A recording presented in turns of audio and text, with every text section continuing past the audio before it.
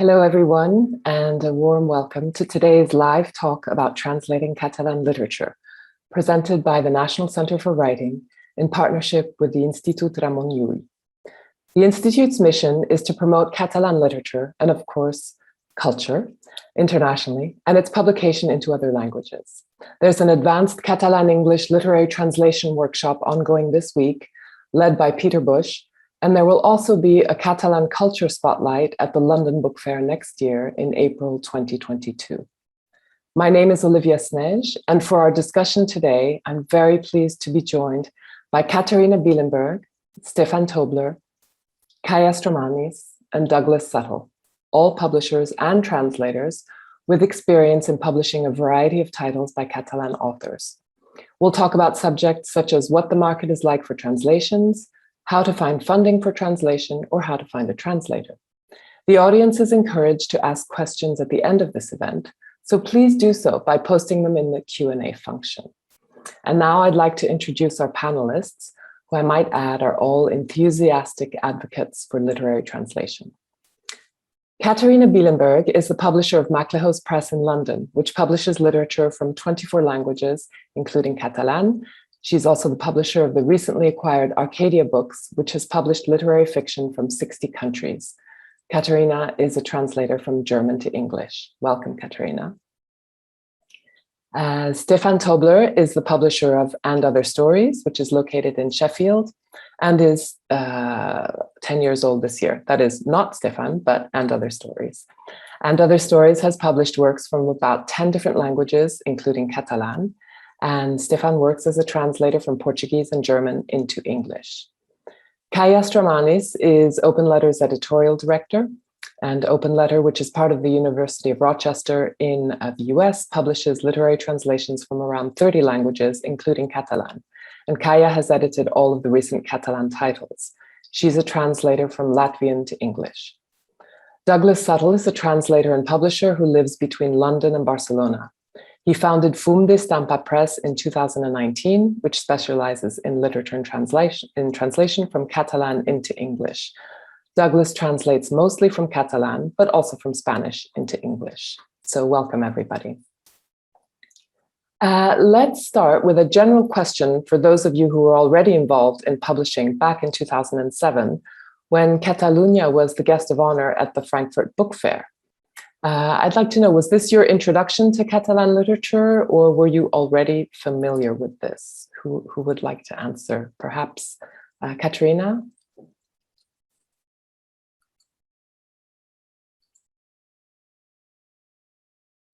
Or Stefan? Yeah, Katharina, I hope we'll come back soon. Did you say 2007? I did. Yeah, I wasn't in publishing in 2007. I was a translator and doing a poetry and art PhD. So it definitely didn't make any impact on me. I also think that unless you are in publishing, Frankfurt doesn't really make an impact unless you live in Germany, where it is definitely like a big public thing. I guess it was just, books, reading books that others have published, Open Letter, Pairini Press, other people were already publishing Catalan when we started publishing, and thankfully also the Ramon Llull people are fantastic at not only telling you about books coming out, but also helping to put you in touch with editors who are on your wavelength in Catalan publishing, and that's been brilliant for us. And then the translators, of course, who goes, for us, it's just sort of so much part of our DNA that's always translators suggesting things. Mm-hmm. Welcome back, Katharina. So I'm immediately going to ask you the question: do you remember being in Frankfurt when Catalunya was the guest of honor in 2007, and did that change your did that acquaint you with Catalan literature, or were you familiar with it? I wasn't actually there that year. There were 10 years when I didn't go to Frankfurt because I kind of left and had children freelance. But certainly when I came back to Frankfurt, it must have been 2009 or 10. it was very, very prominent. I remember Christopher was having meetings with people from the Ramon Llull. So I think there must have been a big step change after that Frankfurt, that Frankfurt sort of country focused thing that seemed to shift things from the time before to the time after. But I couldn't say when exactly that happened. Mm-hmm. And Kaija, how about you? How did you come to become acquainted with Catalan literature? I also was not with Open Letter at that time, but I can say that I believe our first Catalan book that we published was Death in Spring by Mercè Rodoreda, and that came out in 2009, which means that Chad would have acquired it in that 2007 range, so most likely at that fair. And the way sort of that was one of my introductions to Catalan literature, is actually one of the first books I learned to sell at book fairs without having ever read it. So it's a great book for that. And during my graduate school program at the University of Rochester, I proofread one of our Monzo books. And that's about where it started. Mm-hmm. And Douglas, you moved to Barcelona as a translator, or? I think you have to unmute yourself. No, I didn't move to Barcelona as a translator. I moved to Barcelona for completely different reasons, and started in a very sort of organic way, getting involved in the Catalan sort of literary scene through friends, through people who happen to work in newspapers, things like this. And it just kind of sort of came about in that sense, really. Crept up on you. Sorry? It crept up on you. It did, yeah, absolutely. I suppose it's what happens when you live in sort of a different country. I've never studied Catalan. Well, I never studied it in the school. I've never done sort of courses and whatnot. But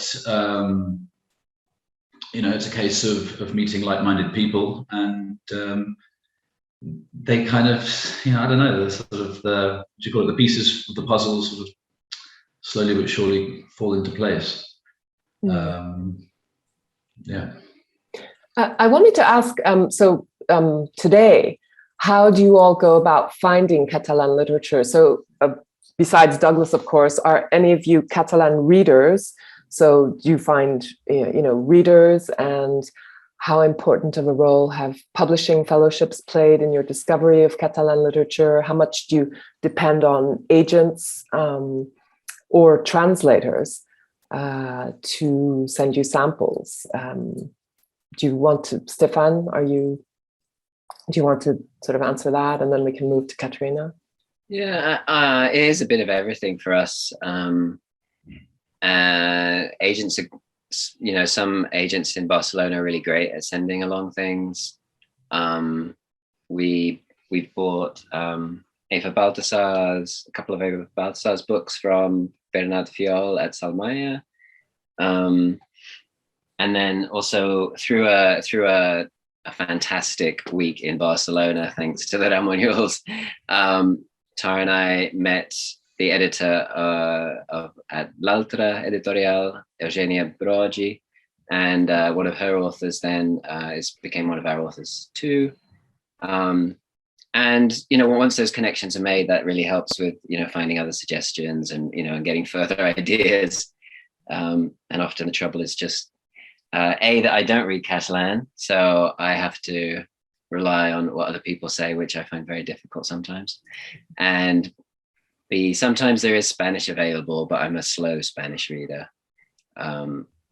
So sometimes it's just not getting around to things. And there's definitely like about 5 Catalan books that have been suggested by Catalan publishers and agents in the last 8 months that I have not yet really looked at.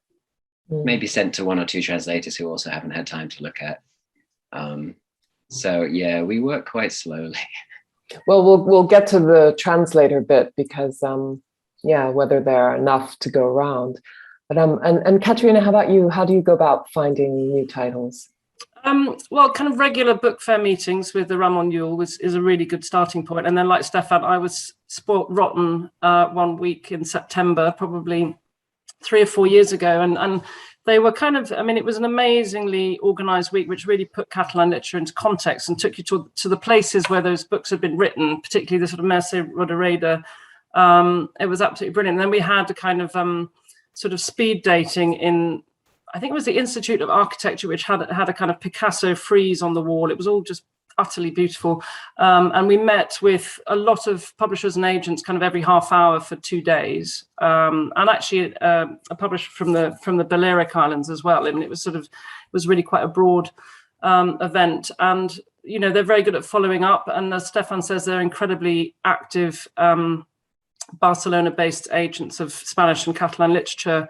And I think as an institute, and we deal with many, and we rely on many of these sort of cultural institutes to inform us about what's going on, I think they really are, you know, one of the most active and probably almost certainly the most generous in terms of, you know, helping publishers with translation grants to make things kind of possible.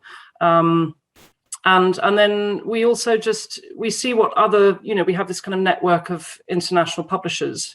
And we see what they've bought, or if an agent says, you know, I've just sold this book to XYZ and they kind of fit with our list, then we would sort of take note of that book. But when I was there, I think it was 3 or 4 years ago, and certainly, you know, I think Permafrost had just been sold to Stefan, so everybody was talking about that book. And, you know, there were a couple of sort of hot books that week that certainly would have sold to quite a number of the publishers who were there on that fellowship. So that was extremely useful. But yeah, as Stefan says, we just kind of pick things up from here and there, really.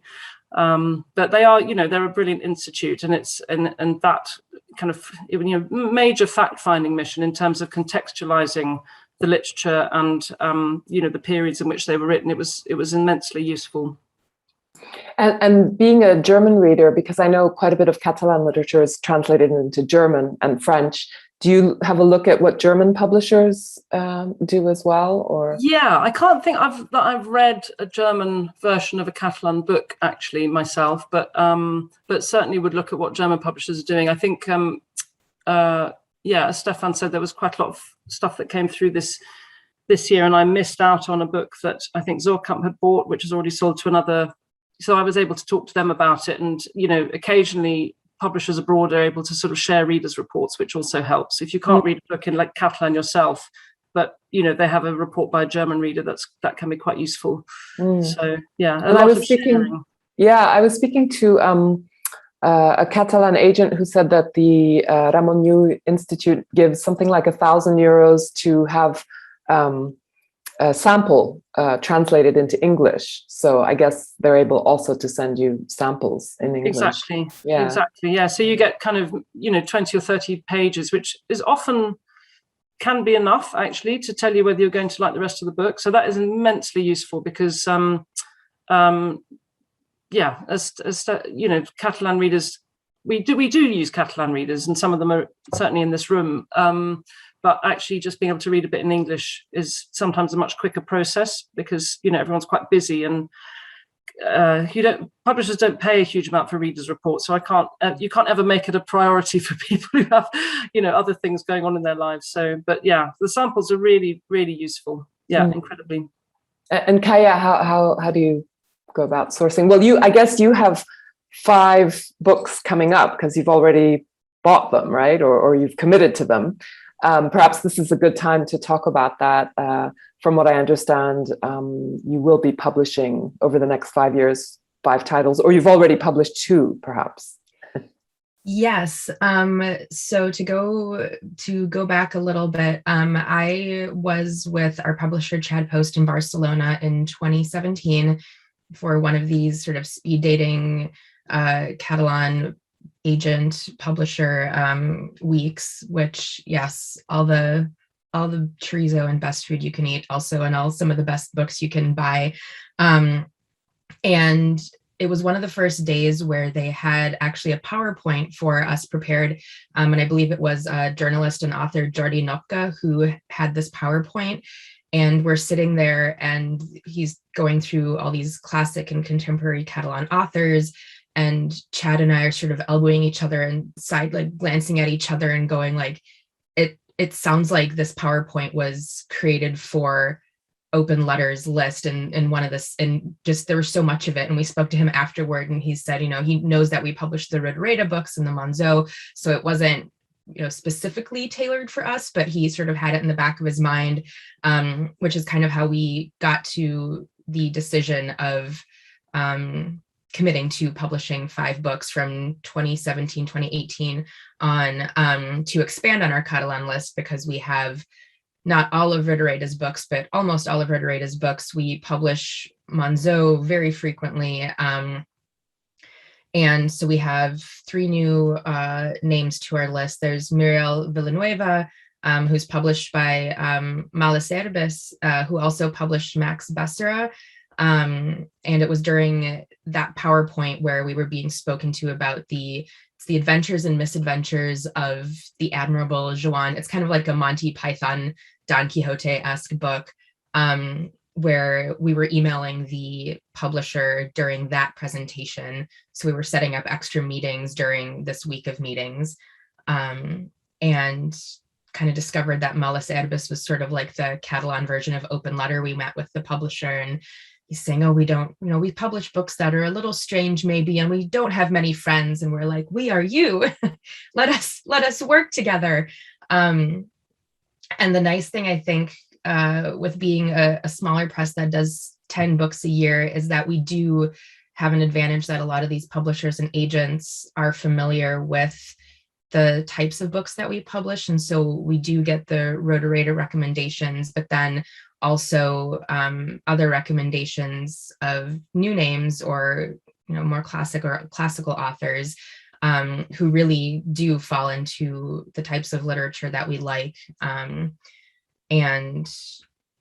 then it is nice to be able to sign on some new names as well, which is really the goal of the 5 books. And also we do get lots of recommendations. So Martha Tennant is one of the, I think, most prolific Catalan to English translators. So is Peter Bush, and they are 2 of the translators who we work with, and I know many other presses work with. And so we do get frequent recommendations from them. Also, Martha's daughter, Marusha, is a translator, and so we've sort of branched off into talking about projects with her as well. So Catalonia does a remarkable job in representing and getting interest in their books, and also helps that their literature is phenomenal. And you've managed to stay on schedule even with the pandemic and so on. Yeah, sure. Fantastic. Yeah, that's great. And Douglas, you're sort of different because you're there and you read in Catalan. So how do you go about sourcing your books? Yeah, well, I mean, I can't say that I have as much experience as the others here. So I'm all kind of new to this. But yeah, I mean, I read a lot. I really enjoy it. I like going to the bookshops, and I just sort of browse the shelves and see what catches my eye. But at the same time, I'm in quite regular contact with as you said, MacLehose Arcadia, for example, I'll Ricard there, and various other publishing houses in Barcelona and around and about. There's also, it's called La Setmana del Llibre, which is the book week, I guess, in Catalan, which is pretty good. I mean, I haven't done so far, sort of organize meetings and things like this, but rather it's a sort of a case of sidling up to the stalls and just sort of, seeing what's new and what's out and what people are talking about, going to see 1 or 2 of the presentations. It's a funny sort of, I mean, perhaps I'm wrong. I don't know, but the feeling I get here at least is that Catalan writers, that they all know each other. They're all sort of part of this, especially the writers based in Barcelona. They're all part of this sort of clique, which can be a good thing, and I guess perhaps a little bit of an annoying thing sometimes. But they all kind of know each other, and I mean, sometimes I might get in touch with a writer who we've either worked with or I simply know, you know, and whenever I go into Barcelona, I'll meet up for a coffee with him or something like that. And I'll say, you know, hey, what do you think about this book? You know, have you read this? Have you seen this? What's going on with this? What do you think? And through that sort of conversations often start. Yeah, I mean, so there's that. I really enjoy going to sort of presentations. Obviously, it hasn't been as possible for presentations in bookshops. Sometimes I'll even just go along, even if I'm not particularly, you know, I don't know the book, or if I'm, you know, just to sort of go along and see what people are saying and see what people are thinking and whatnot. And it's quite interesting. Also, I mean, as some of the others said, it's very interesting to receive suggestions, recommendations from other translators. I really like that, because you know, I mean, I think translating a book is a massive endeavor. It's important. It's not easy. It's very time consuming. And so for someone to say, hey, listen, you know, I found this and I'm willing to dedicate, well, I don't know, 6 months, a year, who knows, of my time to do this, I think that says quite a lot. So recommendations are always very, very welcome. I enjoy talking to the translators about that.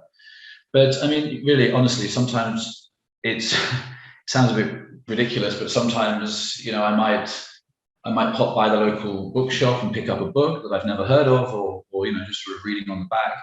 And I might go home and if I've got a few hours, I might just very quickly knock out a 10-15 page translation into English of that book, and then read it, and then send it off to someone who I might know and say, hey, what do you think about this? And then, or I might not, I don't know. It's that. But yeah, as I said, I think everyone knows each other. It's all a bit, it's a funny situation. It's a funny old thing. And also, you know, the Institut Ramon Llull have as well been very, very helpful. I would like to say that I have a very good relationship with well, everyone that I work with there. And it's also a certain sort of element of being able to discuss various things. And no, it's great. It's great. What about backlists? Because there are lots of, I'm sure, unpublished, you know, fabulous Catalan authors. And I mean, I know, Stefan, for example, you translated the Brazilian author, I'm forgetting his name now, but you know the one I'm talking about. Adwan Nassar? Yes. Yeah. You know, was, right, exactly, which had, you know, I think it was in the 70s that it came out in Brazil. And then, I mean, you had the example of Hans Fallada in Germany, you know, that was translated, I don't know, 40 or odd years later. So I'm wondering, do any of you look at backlists and sort of try and find that gem that you know hasn't been translated yet from a long time ago? Kaija, or do you want to jump in, or Stefan? I could jump in. Peter Bush, who you all know, who's there somewhere, translated this incredible book for us, Juan Sales, Uncertain Glory. And I know, and there was a smaller kind of continuation to it. And, you know, I think Ramon Llull were, Christopher acquired it for MacLehose Press, and Ramon Llull were, I think, very, very pleased, because it felt like it was a sort of, you know, a missing book in English translation, and it, you know, had been translated into other languages, although also fairly recently. I mean, it was a sort of rather late discovery for lots of countries. And I think what they did so brilliantly is that they, you know, a lot of these cultural institutions will just sort of give you the money for the translation, but they were really keen to be involved in how the book was presented in the English market, which even extended to sort of newspaper advertising, even though nobody really advertises books. I mean, in America, I know they do, and all the university presses, but here in the UK, it's so rare that publishers would spend money, or, you know, find the money to spend to advertise in the TLS or the LRB, or so we had and Peter did a fantastic event with Paul Preston, and, you know, it was kind of properly contextualized, and it went well. So that was a that was a success, I would say. We haven't published anything else sort of I think that had been published in Catalan long before it was published in English, but that was certainly an example of that. Stefan, do you do that? Do you sort of forage? We're open to it, but I think it was probably when we had our trip that we heard about things like the Juan Sales book and Rodoreda, and sort of realized they were all taken. And if there's a great classic right for rediscovery, would be interested. We haven't come across one from Catalan that we're considering. It's interesting. We're mainly contemporary literature. We've done some reissues, rediscoveries, and we've so far found that easier for English language. Say Anne Quinn, 70s writer who people knew about, but had fallen out of print, and that was sort of. And we brought in a new book of unpublished stuff, plus the things that had been previously published. And that felt like it was easier to really get some momentum going, because you had a lot of local people that really got behind it. And we've had a bit more of a struggle with, say, the Argentinian 20s to 50s, 60s writer, Nora Langer, who was sort of a little younger than Borges and was sort of part of the same crowd. Fantastic writer. But I have to say, we've not had much luck on the finding a big readership for her yet, which is really heartbreaking because she's brilliant. So yeah, I think maybe we haven't done enough older writers to sort of have a fair sort of overview of it. But I do feel it is harder for the older writers if they are, unless they already have a massive sort of following in like Juan Sales or Rodoreda, they already have a massive following in Catalonia, and I'm sure it's maybe maybe that's why it's hopefully been different for both of you at Open Letter and MacLehose. Yeah, Kaija, do you want to add anything to that? Because you, of course, have these classics that you're publishing. Yeah, absolutely. I mean, we are very lucky in that with Rodoreda being one of Open Letter's foundational authors, it is that she's, classic Catalan author.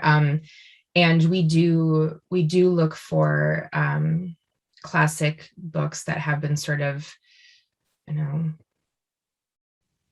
just need to be dusted off and brought back in. And that's one of the books that will be published from our 5-book game plan. Forthcoming is, I want to say she wrote it in the, I'm not going to guess. It was a long time ago. I'm going to say it wrong if I guess. But her pen name was Victor Cadela, and it's Katharina Albert, which is, it's a Catalan classic that hadn't really been talked about. And then they talked to us about it in 2017. And we also lucked out in that Peter Bush's ears must be burning by this point, that we got in touch with Peter Bush, and he immediately wrote back and saying, I've been waiting for someone to ask me about this book, would absolutely love to translate it. And it balances our list out to find. So we do actively look for those classics as well. Douglas, is that something that you do as well? Look for classics? Sure. We published San Joan Maragall, who was a 19th century poet, Narcís Oller as well, who was a classic. I mean, to be fair, we've actually published quite a few authors who sort of past authors, Rosa Maria Arquimbau and Montserrat Roig, for example, as well. Backlist books, I love them. I think they're great. I love that sort of sense of scratching a little bit below the surface and seeing if you can come up with something that perhaps other people have missed. They might have missed it for a very good reason, but it's something that I enjoy, and I mean, I've spoken at length with a number of people, actually people in this room as well, about authors, writers, early 20th century, mid 20th century writers. I think in terms of Catalan literature, there's a hell of a lot of stuff, really, really interesting stuff out there that hasn't been translated, that hasn't really been picked up yet. And as I said, you know, who am I to say that that's a bad thing or a good thing? I don't know. But it's certainly interesting. Certainly interesting stuff. So yeah, I mean, I love it. Basically, I'm always sort of trawling around and looking for those old Catalan collections of books. You know, sort of the classics that were published by Ediciones 62 or Editions 62. You know, and they've got they're sort of like this light brown collection. They're all the same, and you go through them and you think, oh, I wonder if this has been translated, or I wonder if not, things like this. So, and then some of them will have been written in Spanish as well. So it's either or. I mean, or do you specifically look for books written in Catalan? Specifically look for books written in Catalan. When I'm looking, okay. Yeah, I mean, wow, that's a whole sort of can of worms. Yeah. But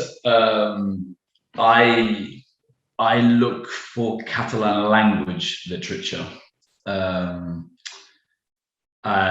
yeah, I mean, the stuff that comes up on my radar isn't written in Spanish. Well, sorry, the stuff that comes up on my radar when I'm looking for Catalan language literature, for obvious reasons, isn't written in Spanish. Because MacLehose has published several very well-known Catalan authors who wrote in Spanish, correct? I mean, that's right, yeah. Juan Sales and Javier Cercas, and Eduardo Mendoza. I mean, he lives in Barcelona. I think is Catalan, I mean, or possibly was born in Madrid, actually, I'm not sure, and spends a lot of time in London. But yeah, I mean, there's not really, in a way for us, it's not really a distinction where, you know, whether they're writing in Spanish or Catalan. There are some, you know, quite specific Catalan agents, I mean, who specialize more on Catalan literature. And when we went for the Ramon Llull thing, the agents and publishers weren't really supposed to be talking about Spanish books, because it was obviously a Catalan sponsored, and, you know, the intention was that we would discover more Catalan stuff. But in the corridors, there was a bit of mention of some of the Spanish authors that those agents and editors were also representing. Yeah. Well, that sort of leads me to ask you a question I was going to ask you later, but how do you market your books that are Catalan? Do you market them differently from Spanish books, or do they sort of all go into the stream? I don't think specifically, no. I mean, we'd always say which language is translated from, but I don't think we hold them in a different place particularly. I mean, obviously there's a lot of Spanish literature that's coming from, you know, South America, so that's obviously, you know, it's a different context, but I don't think we think about them particularly differently. I mean, I'm just thinking of the authors that we do publish. No. What about Stefan? Do you? Well, funnily enough, I think we have more authors living in Barcelona than in any other place in the world, and that includes a bunch of Spanish language writers, and as of February, an English language writer who is also a translator, Adrian Nathan West. Sorry, this is just a proof I quickly grabbed. It's not the finished one. But there are very few of our writers that really focus, say, on Barcelona or Catalonia as a, yeah, we don't really tend to do that thing of like publish a Swedish writer who writes about cabins by the lake in Sweden, publish in fact, one of the most... You published Lena Wolf, didn't you? Who's but her book, Swedish. But then she sets most of her stuff in Spain, actually. Yeah, exactly. So she's set in. She writes about Barcelona, but it's Swedish. So you're really full of Barcelona, actually, Stefan. We are, and so we don't. And the author of ours that writes most about Barcelona is probably the Mexican who now lives there, Juan Pablo Villalobos. But when we started his collection, we started with a quite Mexican design, and it is still about being an immigrant in Barcelona, and we've sort of kept the Mexican design. So yeah, no, we haven't really used the beautiful Barcelona or, you know, any Catalan design or anything. And yeah, you know, it'd be nice to in future. We're missing a trick. Kaija, and you specifically on your website, I mean, you separate the Spanish language from Catalan. So that was, I imagine, a decision way back when you started publishing. Yes, and again, I was not with the press at the very beginning. I do remember there being some periods though where you have to be. I remember, don't remember which book, but I think we either wrote Catalonia somewhere for either a grant from the Spanish government or some presentation, and someone was not happy about that. So there was, you know, it wasn't a big deal, but I remember someone we got a finger wagging about that. But it's a different language, and I mean, we do, just like Stefan was saying, we do also have a lot of authors who write in Spanish who live in Barcelona. But I think it's nice I'm in the camp of, I think it's nice to recognize, you know, a small language, and support it. So let's talk about funding. How do you all go about getting funding for your books or translation funds, etc.? Katharina, do you want to start? We don't. I mean, we always use, if there are kind of cultural institutes in those countries, we use them. So obviously we would go to Ramon Llull. I mean, they almost, you know, almost the second you bought a book, they're inviting you to apply. They're absolutely amazing.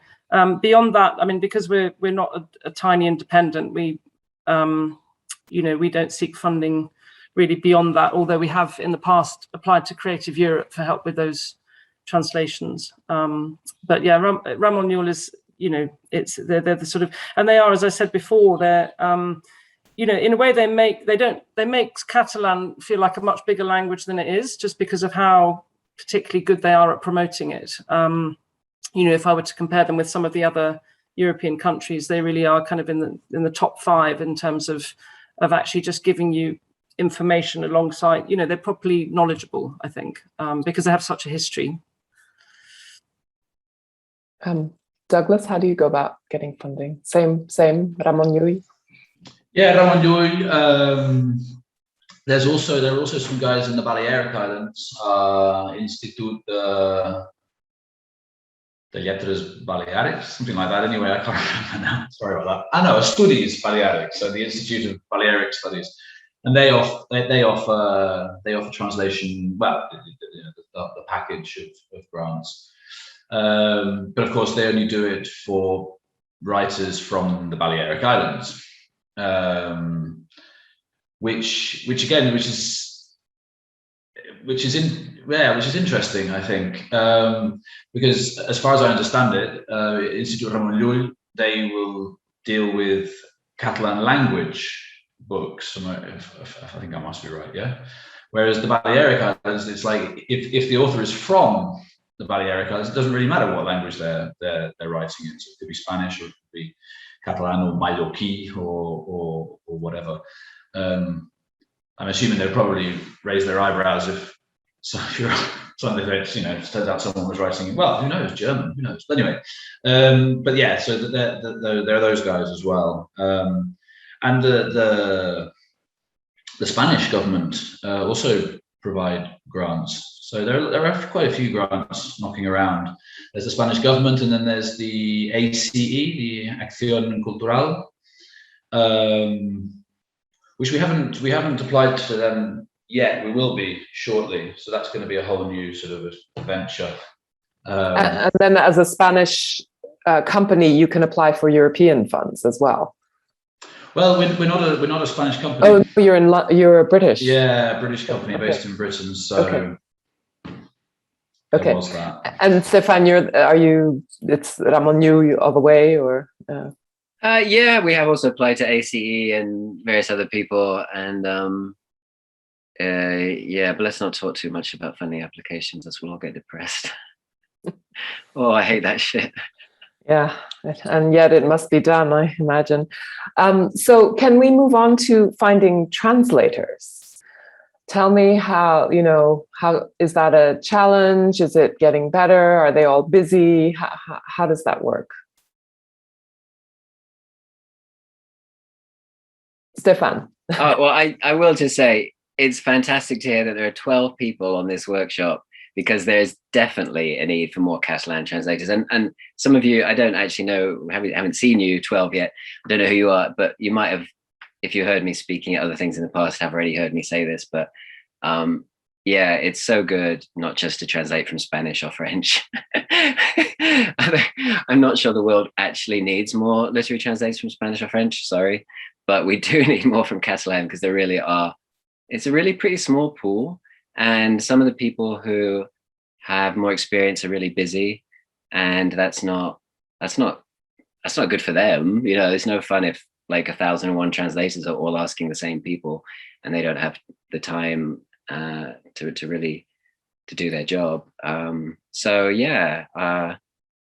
I think it's a measure of how again, back to Ramon Llull, how well they've promoted their literature, because it is true that I think there have been more books that have needed translation than there have been known translators. So, but obviously there's a bit of a step change going on, which is really good news. I'll add that I remember there was a period where representatives from Ramon Llull were walking around and basically telling editors and publishers, if you know of anyone who is interested in Catalan translation, has a little bit of Catalan knowledge, even Spanish, send them our way, because they were, I think at that point, beefing up the not the mentorship, but they have the program where they bring the translators over for a couple months in the summer, I think. And that was a nice thing to be able to tell people who were going around and kind of dabbling. Like I mentioned, Martha Tennant's daughter is translating with her, so and also doing independent projects. And we have actually roped a couple of emerging translators who were translating from the Spanish, had kind of an interest in the Catalan, and sort of pushed them along and said, there's a place where you can have funding and support and, again, chorizo, and go and learn and enjoy, and then come back and work with us. And Douglas, I mean, how many translators do you have in your sort of, I imagine you're not the only one, or? No. We've worked with one, I don't know, 5 or 6, 7 perhaps. Yeah, I mean, I can't really add too much more. There definitely seems to be more translators around.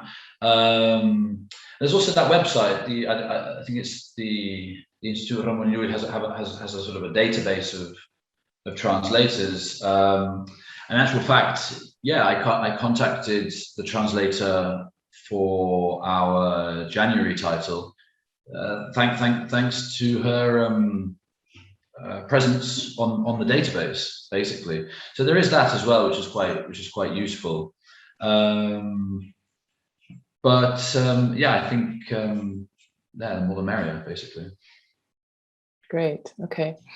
I think we can start opening up questions to the audience, and there are already several, which seem to be perhaps asked by translators. So there are a couple of questions from Ruth.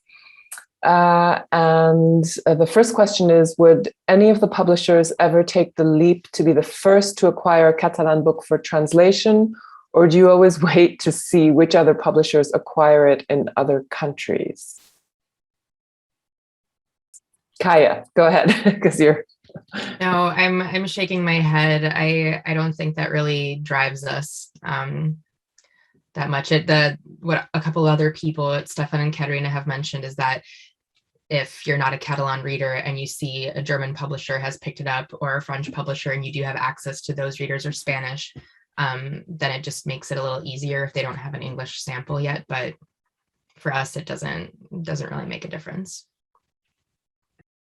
I think we certainly have. Yeah, I think we certainly have acquired a book from another language first, but I don't think it applies in Catalan. I can't think that we've done that with a Catalan book, to be honest. But we wouldn't be shy. But again, it's just a question of having, trusted readers if you can't read the language yourself. I'm sure I've done it with a German book, for example, or several. But yeah, it's not that we're scared. It's about having the right kind of material to make an informed decision, because after all, you're going to be living with that book for the 2 years in which it takes it to come into English. I mean, having said that, I don't think there are any books that we have bought that we have regretted buying. There's maybe one book in all my publishing career that we actually cancelled because it turned out not to be what we thought it was. But I think that's because we do tend to sort of try and gather as much information about a book before we make that decision. Because it can be an expensive one as well. Stefan, do you have anything to add to that? No, I mean, we definitely do both. We acquire, things that no one else has translated and otherwise. Okay, and we have another question from Ruth, which is, what proportion of books in translation that the publishers acquire are initiated or pitched by translators rather than literary agents or national literature organizations, not just from Catalan, but from all other languages in general? So that's a good general question. Katharina, do you want to start? We've definitely acquired books that have been pitched by translators we know and have worked with. And we've also, one of our editors opened up the Twitter to people just to pitch some stuff about a year and a half ago. And in the end, only one book came out of that, but that was a translator pitch. And that kind of worked really well. We're not averse to it by any means. So it definitely does happen. It doesn't, I would still say it's a pretty small proportion compared to, I think probably if I were to think of where I hear about most of my books, it is literary agents, but it's actually also my kind of international editor friends from other countries. I think those are almost the most worthwhile discussions that we have. But yeah, a bit of everything is always the answer, I think. Kaija, how about an open letter? Word of mouth projects from translators definitely makes up a good percentage of what we end up looking at and also end up acquiring, but wouldn't be able to speak to the exact numbers on that. Stefan, because you also run translation workshops, right? So reading groups, right. and we very much came about with brainstorming of translators thinking about getting a press together. So it's definitely the translation community that's sort of got And Other Stories going. So we do talk to people a lot and fail to read everything that gets sent in. So if anyone who is listening has sent something that I haven't got around to, I'm sorry. But we do have the reading groups too, which is a great way of focusing on a few books that translators have suggested, reading them in the original language, things that aren't yet translated, and then and other editors are happy to come along, and then everyone can hear about the books in English, and someone hopefully will publish them. We have a Spanish and a Portuguese reading group that are reading right now ahead of meeting at the end of the year and beginning of next. And if anyone listening wanted to organize a Catalan reading group, we do have a fee for the organizer, and it would be fun to talk about 4 Catalan books maybe next spring, for example. But translators definitely. I mentioned the Nora Lange Argentine writer that was brought by the translator Charlotte Whittle, and then when we said what else should we look at, she mentioned a Spanish writer, Elisa Victoria, who we've just published. So yeah, we do like to. That's super interesting. And we have a question from Dan, and this may apply only to Douglas, because I get the impression that Douglas publishes nonfiction as well, or essays. He says, it sounds like most of you are publishing fiction. Can you comment on some nonfiction or memoirs?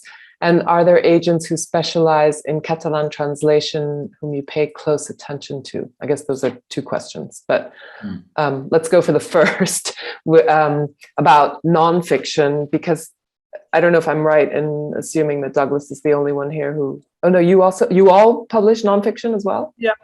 Oh, okay, go ahead then, all of you. Katharina. Well, I don't know the question that we So do.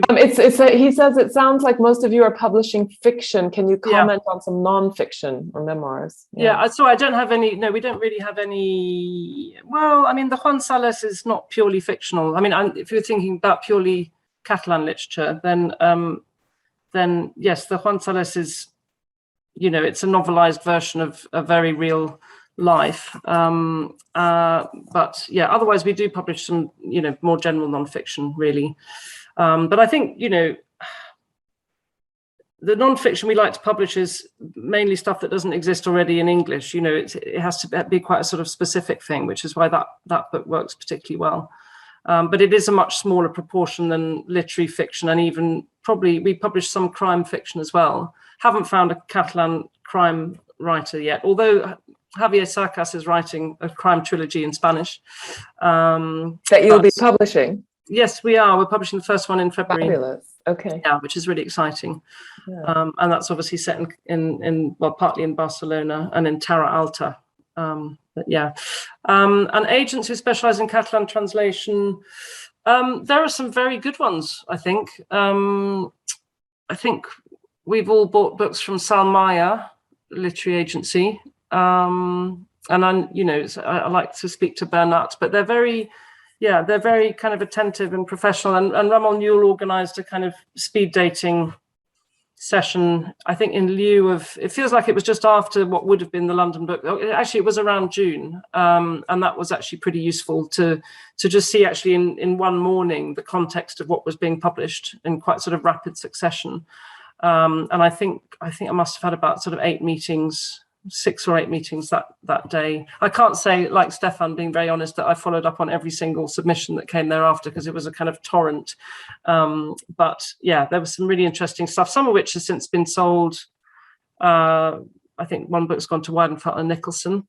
So some good stuff came through this year. Kaija, do you want to comment on that at all? Yeah, we also don't have, as of yet, any nonfiction from Catalan, but we do, another one of our foundational authors, Dubravka Jugrasic. We've primarily published her essay collections, and as of a couple of years ago, we started another 5-book series of Polish reportage, which also covers subject matter that is not within Poland. Although there will be one that covers like Poland's greatest all-time murder case, criminal trial. But definitely looking to expand on our nonfiction. So any Catalan nonfiction, interesting, maybe some reportage, send it our way. Great. Stefan? Yeah, basically what Kaija said. Okay. we would like to do more nonfiction, and our nonfiction has sort of been maybe about a couple a year, but we'd like to do more. And it's ranged from a reportage by a German journalist who undercover accompanied Syrian refugees making the crossing to Europe. That was called Crossing the Sea. To more literary nonfiction, like this one I shared, the Nora Lange as a memoir. And issues-based books we're also interested in, and the sort of more narrative nonfiction. And Douglas, you publish essays, is that correct? And yeah, I mean, well, at least in my opinion, I think Catalan writing is an absolute hotbed of quality essay writing. It's extremely exciting. This November we're publishing our first. It's a philosophical essay, which is beautifully written, very, very exciting. Next year we'll be publishing 7 essays in one volume, a collection of essays by 7 different Catalan writers on the 7 deadly sins, which I think is, for me it's really exciting because I think it showcases the quality of essay writing that's going on in around Catalonia at the moment, and there are some presses that that have quite a heavy focus on essay writing, fragmenta, for example. And at least from my personal opinion, I think that, yeah, Catalan nonfiction essay writing is astounding. It's really, really exciting, very, very interesting. In terms of memoirs and things like this, yeah, there are a hell of a lot of them around, and I'm sure a lot of them are very interesting as well. Although I can't say I've read that many, so I don't know. Okay, so there's a lot of room for nonfiction, and time has flown by, so we are soon going to wrap up this session. There's one last question, again from Ruth, who is asking about how you match translators with books. Do you take people's writing styles, their familiarity with the subject matter, or other factors into account? So that's a Stefan, do you want to start off with that one? I mean, yeah, I think if a translator is excited by a book, maybe they brought it to us, or maybe they were one of the people we approached to get an opinion on it. There's a good chance that they will probably have an affinity with its style. But you also just have to look at the translations, and so we might get several samples, and I find that actually a lot of fun, because then you get to put them together and you go, that says that and that says that. Is this the same text? or whatever. And it's yeah. So and those samples, as you'll know, translators can be so different, and that is yeah. I guess that's it for us. Katharina, how do you? Yeah, I think a lot of translators are incredibly versatile. I mean, if I look at my husband translates from German into English, and he just does the broad range. And I mean, the oddity is that some very, very literary texts, which will take maybe twice as long to translate, get paid. The translators get paid the same as they would for a kind of a crime novel that they can possibly knock off in a matter of weeks. But yeah, I think, as Stefan says, the translators we work with closely would certainly be having a look at the book that we may have just bought or would be about to buy. And I think, I don't know whether we would never just have a report from someone who might then translate a book, because that might just sort of be a leading process. But I think it's about affinity. And I mean, if there's historical context is quite important, but I think translation is always a puzzle, and unless people really take a dislike to a book, I think a good translator would be able to translate more or less anything. And it's like solving a crossword, really. So yeah. Interesting. And let's see, we have 2 minutes left. So Kaija, do you want to tell us about how you go about matching translators with? Yeah, I know specifically I can speak for the Rotoreda and the Monzo, we have stayed with Martha Tennant for the Rotoreda, with the exception of when she brought her daughter on board to help translate, which I think, was a phenomenal collaboration. And I am incredibly jealous of Marusha of having a parent who is a prolific translator from the same language. That's like the best mentoring setup I think you could ever have. And same with Peter. He's been translating the Monzo books for us. And I agree with Stefan and Katharina that there's an affinity. We have had other authors' books who we've published multiples of with one translator, and we've had a new translator come to us and say, I've loved the books that you've already published by this author. I've been reading since college or grad school this author's works, and this is one of the ones you haven't published, and I would love, and I keep saying the word love, but it's that affinity. You can trust that they know enough about the author and they know the background and everything. So I think very rarely do we end up with a new voice, a new translator who is completely, coming in from the dark or going into the dark and has no idea what they're doing with the author or the text. Yeah, no, that's interesting. Well, I think that it's we'll see what comes out of this week, but apparently there's a need for more translators from Catalan into English, and then there'll be the Catalan Spotlight at the London Book Fair. So there's room for a lot of interesting literature. And it sounds like you all want to publish perhaps some nonfiction as well. So thank you very, very much for your participation in this conversation, which has been super, super interesting. And I'm looking forward to reading all of your books that you'll be publishing. So thank you very, very much again. Thanks so much, Olivia. Yeah. Thank you. Thank you very much. Thanks. Thank you.